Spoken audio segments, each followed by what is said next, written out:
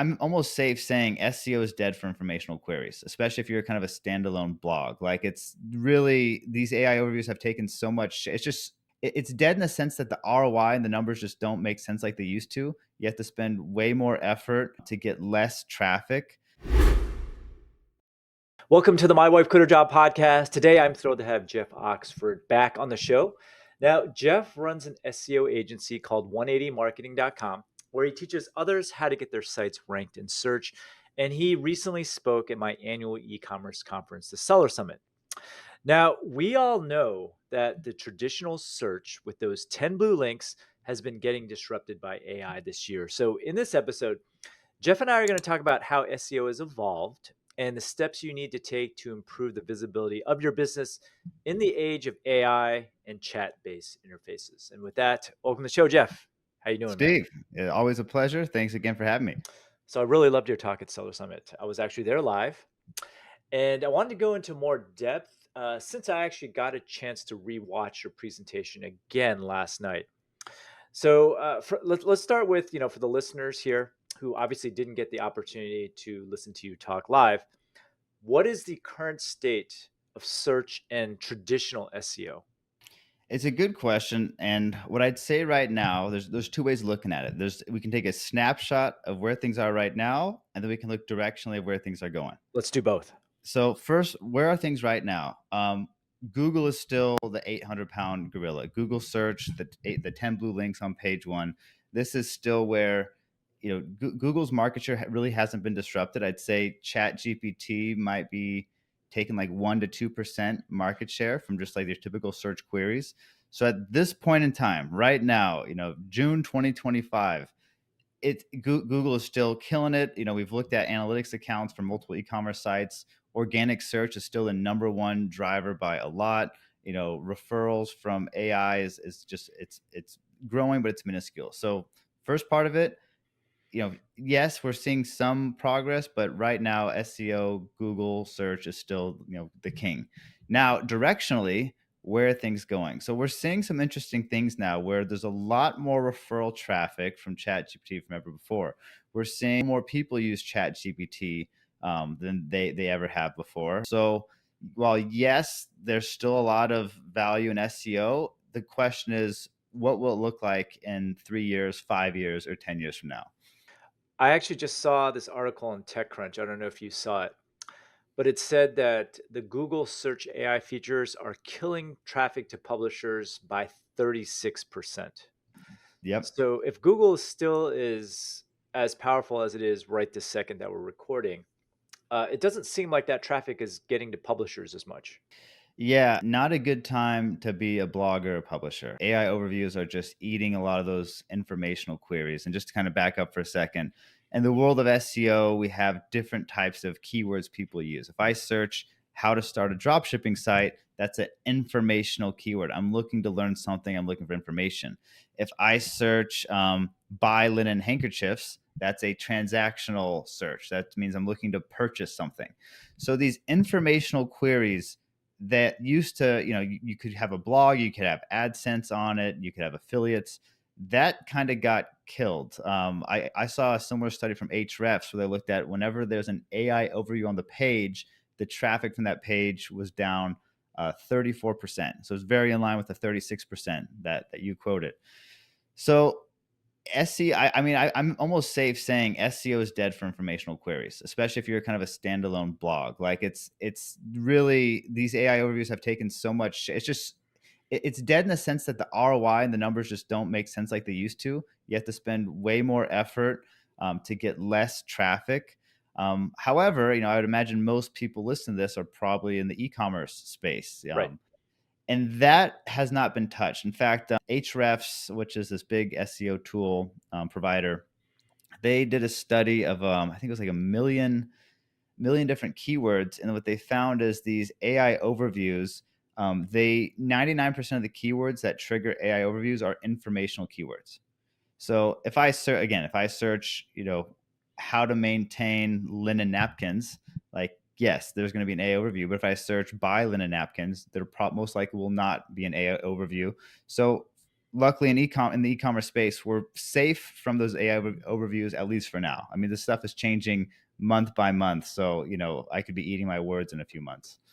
So are you trying to say also then, or implying that content related to your products, like you mentioned buy linen napkins, but Yeah. what about like the benefits of linen napkins over cotton napkins? Is that content that should no longer be written on a store blog, as an example? So if we look at the customer journey and the kind of, you have the awareness stage, the research, and then you have the purchase stage. So we're going to simplify to those three stages. So if we're at the top of the funnel, if someone's searching like what is a linen napkin, it's probably not worth spending the time to create a really good article about that. Because even if you get there, there's going to be an AI overview. The clicks from that query are going to be so low, and even if you get there, the conversions just aren't there. If someone's searching what is a napkin, they're probably not even close to whipping out their credit card and making a purchase. But if we go a step lower to that, then we have like the research phase. If someone's saying like, what's the best type of linen napkin, or linen versus what's another Cotton. type of Yeah. linen versus cotton napkins for dinner parties, something like that.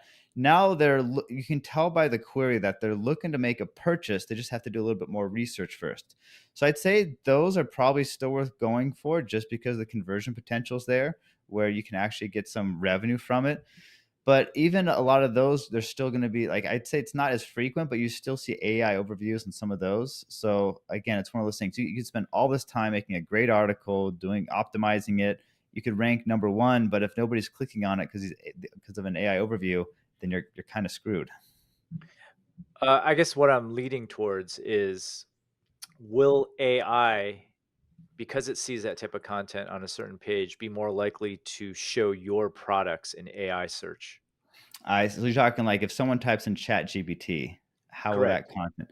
Okay, so now yeah, we can shift more towards away We'll from get into the SEO stuff in just a sec. yeah. I just I'm The going down this rabbit hole right now. So the AI, so we've done, we work with only e-commerce sites, so this is something very important to us, and we've specifically been looking a lot at Chat GPT, specifically the product carousels. So if I type in best protein powder, Yep. or if I search like what is the best, if I ask Chat GPT what is the best protein powder, it's going to have a product carousel, and it's actually going to show images of products, and it's going to have links to purchase those products.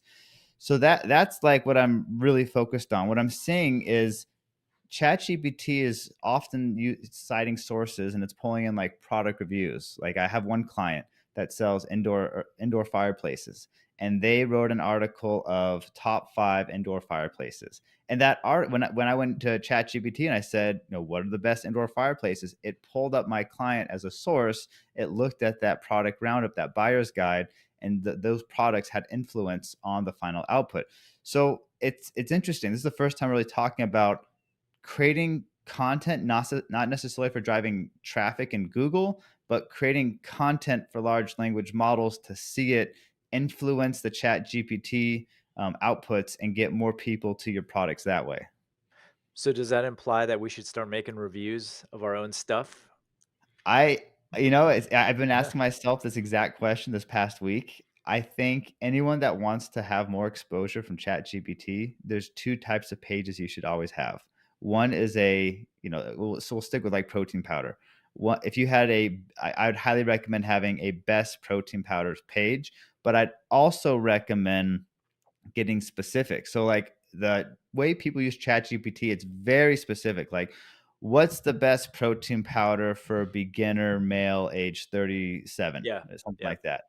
So, I'm finding that the people that are getting cited more often and that are winning in ChatGPT and getting the most referrals have more specific content. It's not just best protein powder. It's like best protein powder for beginners, best protein powder for men, best protein powder for seniors. But like you name it, it has it. That will have a higher chance of getting picked up. So should you go off and create this? If you're just doing it for ChatGPT, probably not yet. Oh, okay. I'm kind of thinking this through as we go. Here's the thing. There's just not enough referral traffic and revenue from ChatGPT yet to Yep. justify the amount of time and energy it would take to do it if that's your only reason. However, if we look at the growth rate of ChatGPT and referrals from ChatGPT, it's growing at a rate where it's not a bad idea to make a bet on ChatGPT as like a major traffic source Mhm. and get into these LMs early, kind of build like a little bit of a moat. So I wouldn't expect a positive ROI from doing it now, but I bet a year from now it's probably going to be one of those things where you're glad that you did it. So let's kind of revisit the original topic then about Mhm. it's not an article, it's a paper. It's very hard to read, it's very dense. But it was saying basically that all the AI, it has all the content already. So it knows what's, in a way, it knows what's good and unique, and it knows what's just kind of regurgitated stuff to a certain extent at this point. Mm, So I suspect that that glossary is very comprehensive. And so it became like a trusted source. The domain authority doesn't matter as much yeah. in that case. So let me ask you this question though. He's showing up in a lot of AI overviews. Has that led to more business for that studio? What's interesting, this literally just happened the last 7 days. Okay. Okay. So this is like a brand new website, launched it, and within 7 days, they're now showing up in the AI overviews for dance terminology. Okay. Yeah. Would you recommend that for an e-commerce store, and do you think that would lead to sales? I would say I think if you're putting a lot of time and effort into this, and it's going to take this big cumbersome project, maybe not. But I would say if you can use AI to scale the process in a way that's not too time consuming, and AI is very good of like define this term. What is this? Like this is where it really shines. There's not a lot of places to mess up. Asking about dance styles. So I think it's worth doing that. Like, take the LLM ChatGPT out of the equation. If it's just SEO, like a lot of top SEOs swear by this, but like have a glossary page, define your terms, build your topical authority. You Google can see like, oh wow, this site has full coverage of this topic. Mm, Like there are SEO benefits alone that could make it worth it. It's not like this direct thing like building backlinks, but there's some indirect things going on that can help. Add in the chat GPT, LLM, AI overviews benefits. And yeah, I'd say it's probably worth creating a glossary on your site. okay. And then a lot of these things that we've been talking about, content, should that go on your product pages, category pages? You're recommending not putting it on a blog anymore, right? This would be the one exception to my don't create a blog post. Like I'd say don't spend a lot of time blogging, except it's probably worth creating a glossary on your page, and it's Okay. probably create worth creating like a buyer's guide that like lists the best protein powders or best gaming laptops or whatever you sell. And this is purely for topical authority so that you'll rank higher in Google, This is right? primarily for topical authority rank higher in Google, but there's also a side benefit of getting more exposure and more referral traffic from large language models like ChatGPT. Okay. What other strategies are you recommending for ranking products in an e-commerce store? Because there's not a lot of content in a store if we're not blogging, right? I'd always recommend like on your category page, try to have a few hundred words of content. Mhm. So don't do fluff. Don't just put in like AI garbage. Ask yourself what like here's a prompt sequence I use if I want to create content for a category page. I'd ask ChatGPT, what are the common questions someone might have before purchasing protein powder? Now create a category description that answers all these questions in an easy way a beginner would understand. It's like that right there. You're making content not necessarily for search engines first, you're making it for users first, but it happens to have your keywords in there, which can have a positive impact on rankings. Right. Right. And should we be mimicking like an Amazon page where there's like an FAQ section and bullet points and all that stuff?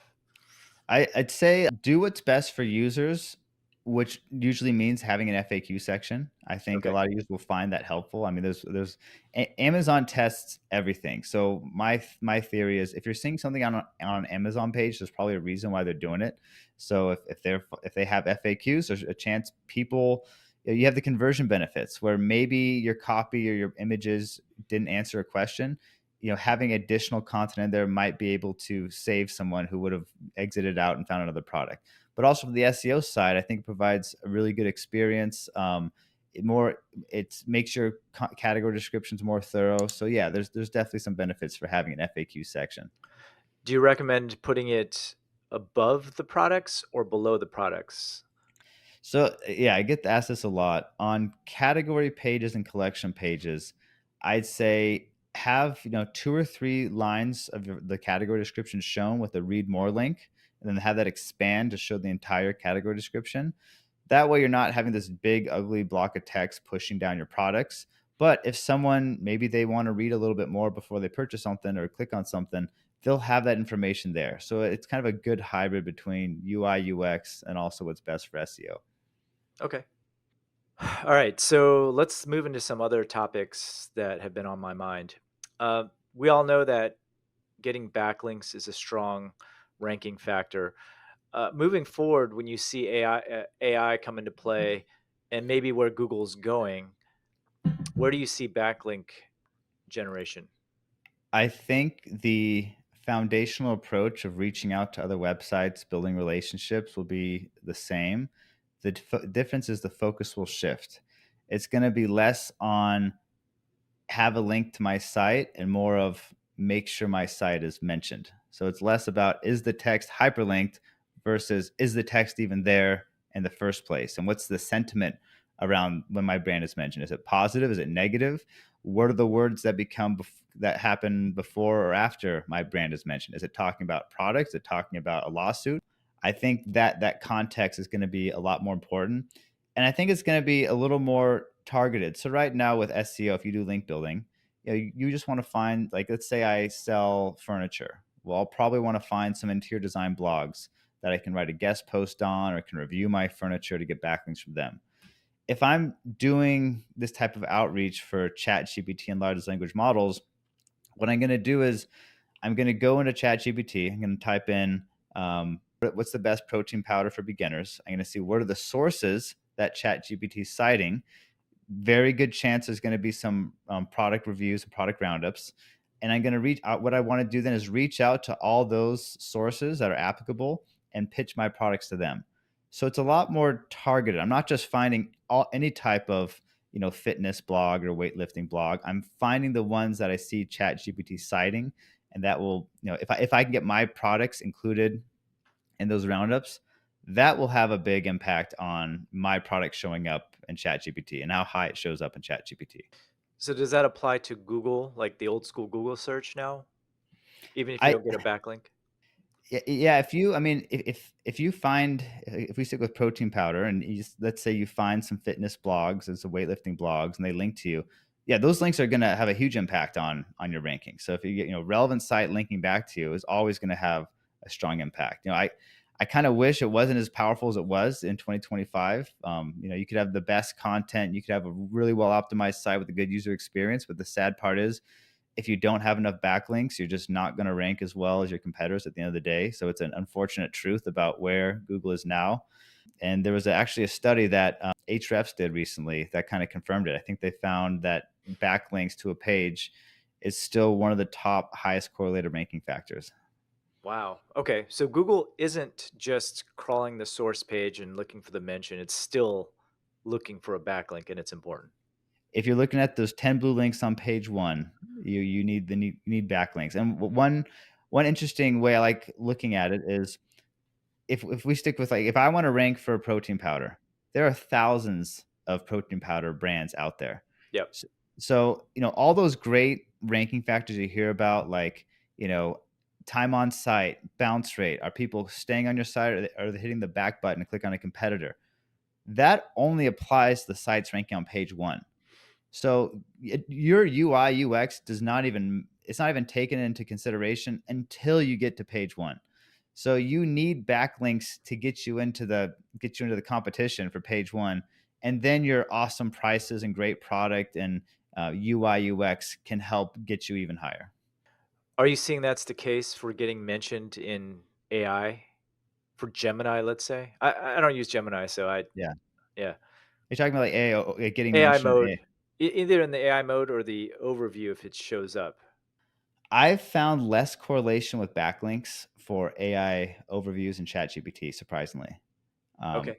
which makes sense. If you look at how these large language models work, they're not really factoring in a website's authority or links. It's just taking in a bunch of data from a bunch of data sets. And like the example I shared, there's A brand new dance website, a dance studio launched 1 week ago, is already showing up in AI overviews for the term dance terminology. Right. Okay. Like, we're talking zero authority. So when it comes to getting cited in AI overviews and Chat GPT, I'm seeing less of importance on backlinks and more of importance on how thorough and comprehensive the content is, and how simple and how, I guess, how boring it's written. Like, unfortunately, the Wikipedia style of writing is favored heavily by these large language models because it's really easy for them to understand it.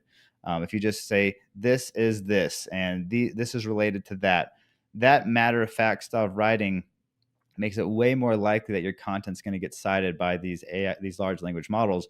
Whereas if you're, telling stories and using anecdotes and weaving it all together, it's going to provide a great user experience. It's going to be great for your brand, but unfortunately, you're probably not going to get cited in large language models as much. So are you implying that are you implying then that the topical authority matters for showing up in AI? I'd say so. Yeah. Okay. A lot of the things that you would do to increase your topical authority, Hmm. you know, answer very specific questions on your site, have very concise answers, have it all structured in a way that it's easy for a search engine or large language model to access it. That's working really well with getting cited for ChatGPT and other AI platforms. So does that imply then that perhaps hiring a PR firm that just gets you mentions, not necessarily backlinks, might be a worthwhile investment? I would say so. I would say if you have a PR, because like if you look at these sources for, if I search what is the best protein powder, and it's gonna be like bodybuilder.com, Forbes, it's gonna be very large publications. Most SEO companies don't have the capabilities to do those pitches properly. For Right. that, you probably need a PR firm, or maybe a PR firm that specializes in the fitness industry. Okay. Yeah, I was just looking at my site the other day, and there's a couple of these sites that are not authoritative at all, outranking Bumblebee Linens, right? And I remember going up to you and you said, hey, it's probably because these category pages don't have links to products. So I changed that. And that actually helped a little bit, I think. But these sites are still outranking, some of these sites are still outranking me because they got like a mention in some really authoritative publication. And so that's how I was thinking to myself, huh, okay, maybe if I hired someone who had contacts into these Mhm. larger organizations just to get a mention, I don't even need a backlink. That might make a difference. But then I was questioning myself also, like, if the fundamental way search is going to change going forward, should I be investing in this? That's a tough one. I think it depends on your industry. For example, if you're already just breaking even ROI wise, you can probably anticipate that maybe a few years from now it's going to be a little bit less of an ROI. But if you so like if I know for your keywords, like maybe people are searching it a few hundred times a month, maybe a few thousand times a month for some of your top Yeah. keywords. Yeah. That you can make a case where, like, what, I'm not going to put too much effort into this. I'm going to focus more on long term and go more of like, how do I get more exposure in large language models and other places like that, or but if you're in an industry where people are searching your keywords thousands of times or tens of thousands of times, and it's not too competitive, I mean, it's probably still worth doing, where not only you can get lots of revenue now, but you're still probably going to be getting lots of revenue in the future. So, yeah, Right. for if you have just a little bit of search volume for the keywords, you can make an argument that maybe it's not worth investing in SEO, which is a long term approach. It's going to take 6 months to get some momentum anyway. Maybe that budget could be better spent somewhere else. So what's the playbook? Let's use protein powder since clearly you've been taking it because I've Yeah, noticed your muscles. yeah, Um, you've noticed I've been working out, Steve. what is your strategy for protein powder? Let's say someone's selling it e-commerce store. What is your strategy? Are we talking about ranking higher in Google? Or are we talking about more exposure from large We're language talking about models? ranking in Google and looking forward into the future where you think things are going. So we'll start with the Google process first. If I want to rank number one for protein powder, which is a very extremely competitive keyword, Yeah. but here's what you do. First, you want to figure out which page are you going to push for protein powder. So for that, I'm going to search protein powder into Google. And I can see that mostly Google is ranking. I see Amazon product page. I see a category page. Okay, I'm seeing like all category pages. So that tells me that I should be pushing a category page instead of a product page. So I'm going to find a category page on my site to push a protein powder. Once I have that in there, now I want to optimize that page with the keyword. I want to put the keyword in the title tag, the meta description, and the header tag. And if you're not familiar with what that is, if you go into Google, there's that blue link that's pulling from the title tag. It describes what the page is about, and you want to put your keyword front and center, make it the first phrase of that title. Meta description are those 2 lines of black text in Google search results that show up below the title tag. It's not really a ranking factor. It more so is just your it's kind of like your ad copy for SEO. It's your opportunity to tell people why your product's better and get a higher click-through rate. So you're going to want to have a well-written, captivating meta description that mention your keyword at least once. Google's going to bold it so you can get a higher click-through rate. But the most important thing is put unique selling points in there, put a call to action in there, try to get more people to click on your listing. So we're going to optimize our page, but we also want to optimize the content. So on that category page, we're going to have a few hundred words of content about why our protein powder is great, where we source the whey from, and how we don't use any chemicals or whatever it is. And we also want to answer any questions that a new bodybuilder or someone who wants to buy it might have in the content. So make it user first content. We'll also want to include related keywords in there. So if I go into Google image search and I type in protein powder, I'm going to see keywords like let's see here. I'm going to see keywords like muscle, whey, chocolate, weight gain, nutrition, body, vanilla, gym. These are all keywords that Google is associating with the term protein powder. So the ones that are applicable, we want to include those into our content as well to make our content seem like a more comprehensive overview of protein powder. So once we've done that, now we have the right page. We That's par have for the course, everything you've talked about, right? Yeah. Yeah, this is all kind of standard stuff. We want to Yep. do some internal linking, so make sure your homepage is linking to your protein powder page. Make sure any blog posts that you've done in the past or will do in the future, those have internal links that are relevant to your protein powder page. Make sure your products have breadcrumbs so they point up to the protein powder page. All those internal links are going to help. And then next is going to build backlinks. So maybe you find some fitness blogs, some bodybuilder blogs, you send them some free product for them to review and try out, and they write about it on their site, and they have a backlink going to your site. That's going to help a lot. Maybe you do some guest posting. You offer to write an article for them. And you can include a link back in the article to your site. That can So is also that help. still a thing, Jeff? Guest posting?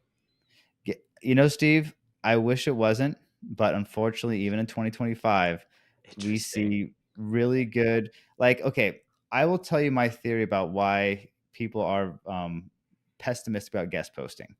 There is so many guest post providers out there where you spend X amount, you're going to get a guest post link. It has a high domain rating, high traffic, and maybe get 10 of them, maybe get 20 of them, and your traffic is just flat. It doesn't go anywhere. This happens all the time, and people are like, hey, guest posting doesn't work anymore.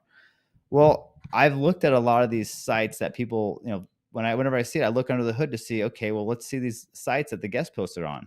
They have a high domain rating, maybe in the 50s or 60s. They have high traffic. If you look at pull them up in Ahrefs or SEMrush, they have very high traffic, thousands a month.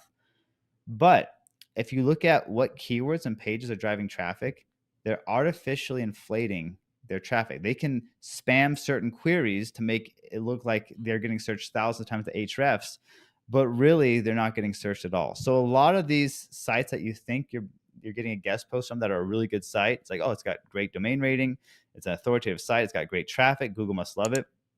It's all artificial. The site is just dead, Interesting. and Okay. it might be hurting you. So like what we've done, like our guest posts, like our website screening process is really intense. Like we built a proprietary tool that, yes, it'll pull the domain rating, it'll pull the traffic, it'll pull the year over year traffic to see has the site been penalized by Google. We have the tool take a screenshot of the page, feed it to AI to do like a visual inspection to see if anything looks off. But the main thing we're looking for is we're going to pull the top pages from Ahrefs and the top keywords from Ahrefs to see, are these keywords in line with the focus of the blog, or is it clear it's just spam that's just getting through And those are the ones you want to skip. But honestly, I'd say most people, in fact, most agencies, don't even go that depth with their link screening. So they just keep buying these garbage posts that aren't going to do anything. But if you find ones that are qualified, are good, are natural, yes, guest posting still helps. What's funny is I used to get requests for guest posting on my blog like, multiple times a day. It's pretty much dried up now, actually. I might get So one a week at most. you're saying now's a good time to pitch you for guest posts. We're going to get to the top of your inbox. Okay, so backlinks seem to be a fundamental theme here. What about looking forward and where you think things are going at the rate that they're going? The big question mark is AI mode. So like right now in Google, like it's kind of in this experimental phase where Google's testing out AI mode, which essentially makes AI look like it'll make AI look it'll make the Google homepage look more like Chatgpt and Gemini and less like the 10 blue links. So that I think they just put that out like a month or so ago, Yeah, it's and a month. Yeah. they're doing some testing. So it's going to be really interesting to see what Google comes back with. If this is something, a feature they want to make, like they want to push more and make it the default, or do they just kind of keep it as an optional way of searching for things? Now, the one thing that we'll have to consider that I don't hear anyone talking about is just the financial viability of Google search. So it does to run a regular web search versus an AI result for Google. It's like 10 times the processing power and 10 times the processing cost to serve that query. Then you also have to look at the revenue side of it. Right now, we Google Ads is making a lot of money off those sponsored links. Like there's you ask businesses that are advertising, they're spending fortunes every single month on Google Ads. So we know they're making a lot of revenue. Whereas with AI mode, we're not seeing any sort of revenue potential yet. So even if it provides a better user experience, I'm sure Google's going to have to be weighing how much is it going to cost us to serve all these queries and how much revenue are we going to get from it, and are we shooting ourselves in the foot by pushing this? So that's kind of the whole balancing act. That is it even going to be worthwhile financially for them? Yeah. So, in terms of the 10x argument, I always think that that's generally not a factor. It's 10x right now, but in the future, it's not going to be. Right? It's Sure. probably it's going to go towards zero. But at the same time, and I haven't used AI mode that much actually for shopping. Maybe I should try it. But I'm wondering if like the Google Shopping ads that I'm purchasing in Performance Max will just start miraculously showing up in AI mode.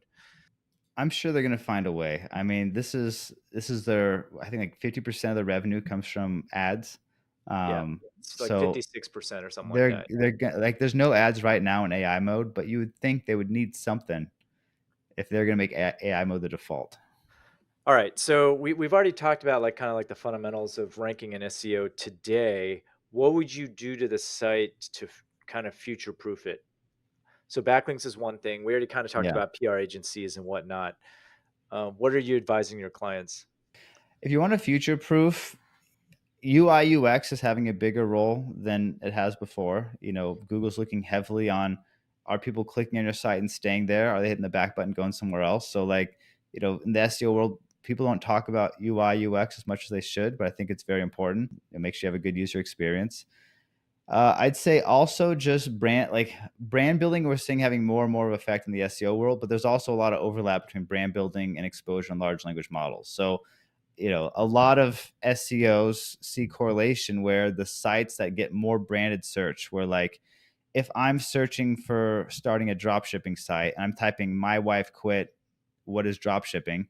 That's a very strong signal that, oh, my wife quit her job provides really good information. People are searching for that. So brand building initiatives, getting your name out there, getting press, um, all these types of things, that's going to help a lot. I'd also say on the link, and that's also going to have additional benefits of just showing up more in large language models. And I'd also say link building wise, I think there's going to be more weight on backlinks where Google can tie it to an author. So like if I go into Google and I type your name, Steve Chu, you have this knowledge panel. It knows that you're associated with My Wife Quit Her Job, knows that you're a real person. So if anywhere you link to from My Wife Quit Her Job, that's going to have a lot more SEO value and backlink juice than just some faceless blog. And I think it's almost like a tiered system where every site that you would link to, if that site linked, if that web page links somewhere, it's got also going to get some benefit. So I think Google's going to look at more of authors, who are authors linking to, versus just who's this faceless blog linking to. The other thing I've been reading lately also is perhaps the death of the website. Like if people are doing shopping within these LLMs and whatnot, including Google AI mode or Gemini or whatnot, like are people even going to bother going to the website? I mean, TikTok Shop has been really successful because people are buying in platform. Same with Amazon. So and I know you're not going to know the answer to this, but where Yeah. do you see things going in terms of just shopping? I have heard rumors that ChatGPT will experiment with like taking people directly to the checkout page instead of the product page. Like there's been some stories about possibly doing that. Instead of just taking the, because what I read was different. It would just take the transaction directly in ChatGPT, and then the order magically shows up in your Shopify store. So I haven't heard that then, but if that's like I wouldn't the technology that is there and the user experience is there where ChatGPT has a big partnership with Shopify. Yeah. So they could easily have something like that where you can just purchase it. Yeah, it could work very similar to how TikTok would work. I would I 5 years from now, I don't know if I'd be surprised if that had that capability because ChatGPT wants to provide the best user experience possible. Typically it's a better user experience if it takes fewer clicks. So if you already trust it, why do you have to go to all these different websites, enter your information, create an Yeah. account, whatever it is, when you can just push one button and it shows up at your house in a week? I mean, where do you see these 10 blue links going? I mean, how much time do you give it? Or do you think it's longer than you think? It's a big unknown. It's a tough one. Because we don't know what Google's going to do after this big test with AI mode. We don't know if maybe it's something we're not even picturing. Maybe it's not a Chat GPT interface. It's not 10 blue links, but some type of hybrid model. Like we might be seeing something like that. So it's difficult to tell for sure, but if a lot of the stuff that you do for SEO, there's a lot of overlap with ChatGPT, Yeah. like getting your products found. And again, like we know that a lot of the sources ChatGPT is most likely pulling from like Bing results. So if you're nowhere to be found in Bing, you're going to be a hard time being sourced. So there's a lot of overlap. I would say if SEO, as long as SEO is providing a positive ROI, it's probably worth continuing. If people are searching your keywords a lot, but if you're just kind of on the edges, like where there's not as many people searching it, and you're kind of on the fence if SEO is worth it, it might not be worth pursuing. It's funny because one of my key takeaways from your talk was that everything that you do for SEO is kind of like brand building, right? Like the way we always refer to it as backlinks. I mean, that's not really what it is anymore, really. It's about Yeah, getting mentioned, building the brand, getting people talking about it, which will get absorbed into AI. So it seems to me that the benefit is always there. It's just hard. It might be hard to measure going forward, right? it's like it's the same work. It's just you're just nudging in a different direction. You're not just doing link building for just any old site. You're now doing link building for the sites that are getting picked up as a source. Yeah. You're not. It's like you're optimizing pay. You're not just creating any type of content. You're creating content that large language models would like glossaries or product roundups. So it's taking the fundamentals of SEO and just nudging them and pivoting them a little bit so it's more optimized for these large language models. And I think what's frustrating to me as I've been reading a lot more out of this is like I could do the same query in ChatGPT 10 times and get different Yes. answers, right? Yes. So it's I don't see how you can measure that, like That whether it's working. there's that's what I'm saying. There's all these like tools coming out now, like track your LLM visibility, and we're gonna track it. It's like, imagine doing SEO where every time you searched a keyword, the 10 blue links were completely different. Like Yeah. it'd be almost impossible to do SEO. So that's why it's kind of hard to put marketing dollars towards something that you can't fully track and that changes so much. This is in its infancy. It's still evolving. We'll see kind of where the dust settles a bit, but yeah, AI optimization, LM optimization. There's for sure some best practices, but you still have to keep in mind whatever you search is going to be different, and all the more like the more you, it's going to use what you've searched in the past to influence your future results from ChatGPT. So Steve, if you've had a lot of queries about my wife quit her job, then in the future when you ask, what's the best site for drop shipping knowledge or e-commerce knowledge, it's going to suggest my wife quit her job more often, only because it's looking at your past conversations. Yeah. Yeah. Actually, it knows a lot about me. Yeah. And it actually, this is what I don't like actually. I'll ask it a question now, and it's the answer it gives me is now biased towards what I've Yes. liked in the past, which is Yep. what I don't want. But Right. all right, so one thing that we haven't really talked about, and this is like the last thing I want to touch on since we're running out of time, is the role of like we've talked about written content already. Mhm. What about the role of like video content, short form? What does it have any effect on SEO as far as you can tell right now? The only way I could see it having effect is if you have a video and you're putting it on a blog post or a piece of content, and that increases the engagement metrics where now you have lower bounce rate, more time on site. That can help SEO that way. But I'm not really picturing any other way you can leverage video for SEO. Okay. But it probably has a profound effect on AI LLMs, which are reading all that stuff in, It perhaps. for sure, Gemini. I mean, Yeah. Google's using the YouTube data set like heavily in its training data. I don't know how much. I think ChatGPT is also It is. using It YouTube. does. It does for sure. Yeah. Yeah. So ChatGPT. So yeah, it's for SEO, pure SEO, extremely minimal. For this kind of new wave we're seeing of using large language models and AI platforms, that I think that is going to be helpful. All right, Jeff. We talked about a lot of topics here. If anyone is interested in getting your help for both SEO and just getting more brand exposure, where can they find you? Yeah, our website is 180marketing.com. It's just 180marketing.com. Or you can just shoot me an email directly. My email is jeff@180marketing.com. All right. Once again, Jeff, thanks a lot for coming on the show. Maybe like 1 year from now, we should revisit this and just see how things have changed because things are changing literally every month, as far as I can Yeah, tell. it's going to be a whole new ballpark. I wouldn't be surprised.